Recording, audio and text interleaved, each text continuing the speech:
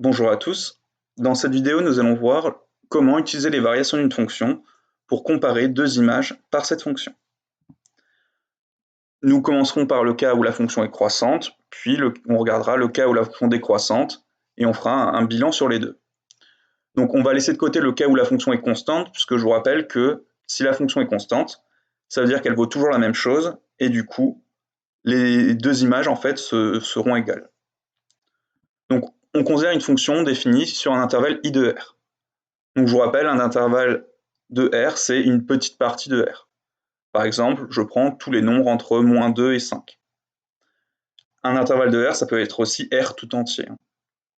Donc, cette fonction, on va dire qu'elle est croissante si, quand je prends deux réels de l'intervalle, avec A qui est inférieur ou égal à B, alors, quand j'applique la fonction à l'inégalité, on va conserver l'inégalité. Donc, on aura f de A qui est inférieur ou égal à f de B. On va dire qu'on garde le même sens de l'inégalité. Donc on regarde graphiquement ce que ça donne. Donc graphiquement, ici, quand la fonction est croissante, si A au niveau ici des x est plus petit que B, donc si A est avant B, on retrouve ça sur l'axe des ordonnées, sur les images. L'image de A est plus petit que l'image de B. Ça c'est vrai tant que A est plus petit que B. Par contre, dès que A devient plus grand que B, donc là quand on passe à droite de B, quand A est plus grand que B, ça se retrouve sur les images. Et tant que A est plus grand que B, f de A est plus grand que f de B. Donc, quand je suis croissant, je garde le même ordre, je garde le sens de l'inégalité. Alors, on revient sur la présentation.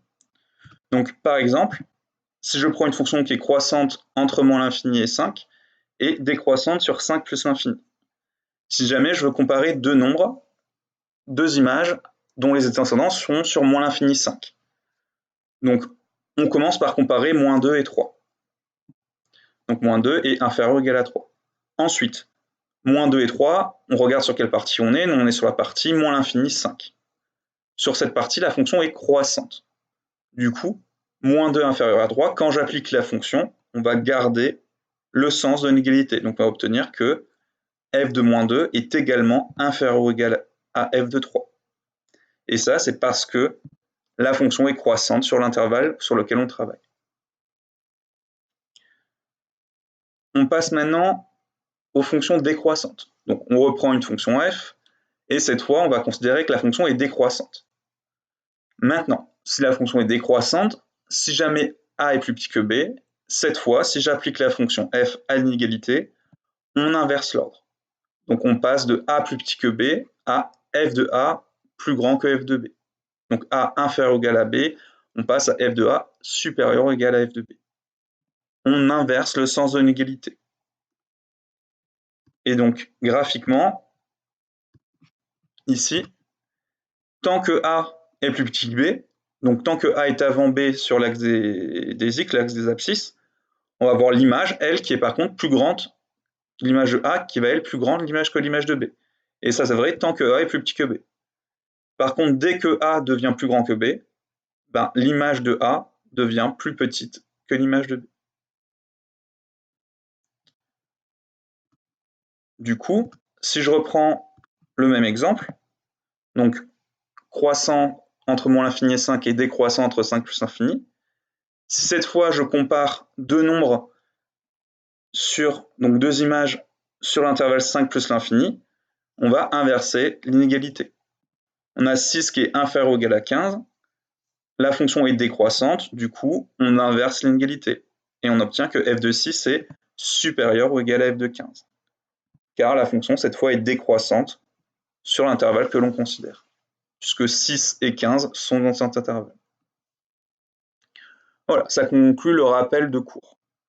On va faire un exercice ensemble dans les vidéos, et après vous pourrez passer, si vous le souhaitez, à des exercices en ligne. On considère une fonction définie sur un intervalle moins de 10, et on donne le tableau de variation. Alors, excusez-moi, je ne sais pas pourquoi, c'était pas arrivé directement. Je pensais l'avoir modifié.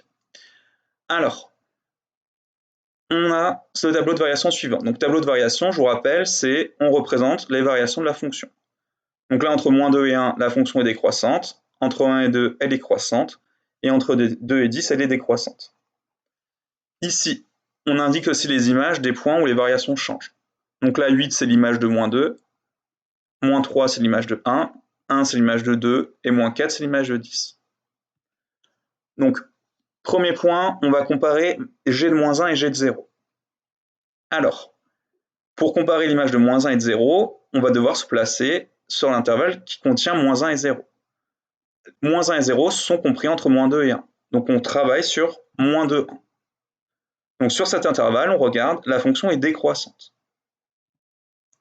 Du coup, si la fonction est décroissante, comme moins 1 est inférieur ou égal à 0, la fonction est décroissante, donc on inverse le sens de l'inégalité. On obtient donc que g de moins 1 est supérieur ou égal à g de 0. On a inversé l'inégalité. Cette fois, je vais comparer g de 1,6 et g de 1,51.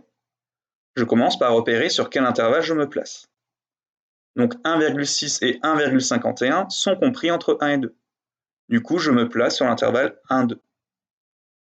Sur cet intervalle, la fonction est croissante.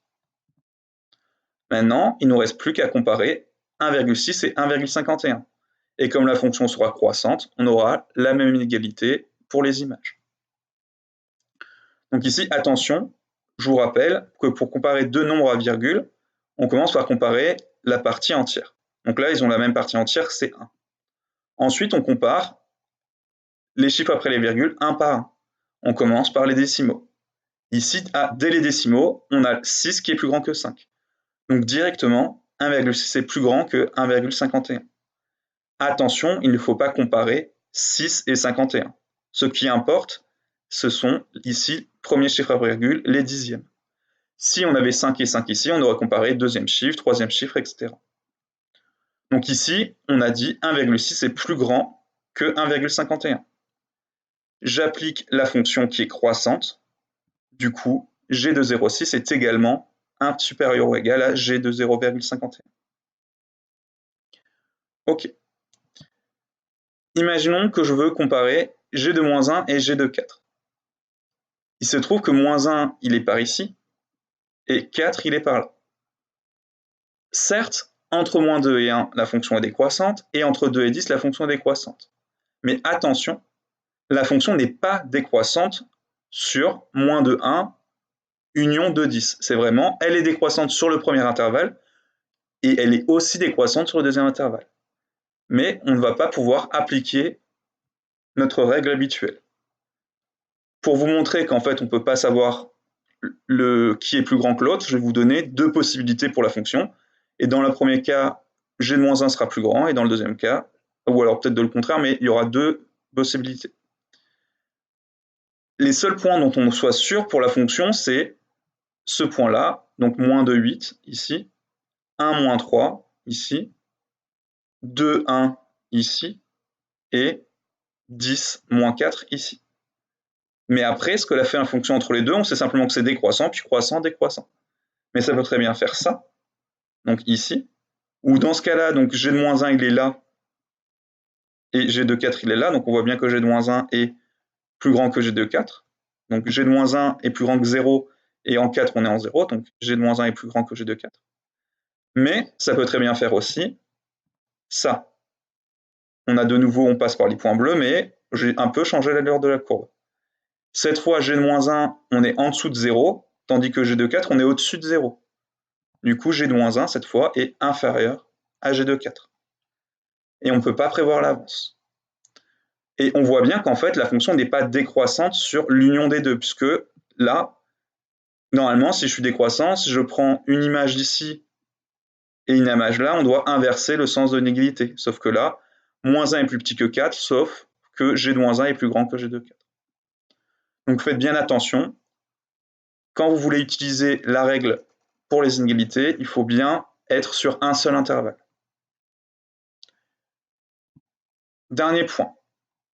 Alors, imaginons que je veux comparer g de moins 2 et g de 2. De nouveau, on a moins 2 et 2 qui ne sont pas sur le même intervalle. Donc on ne va pas pouvoir passer par les inégalités.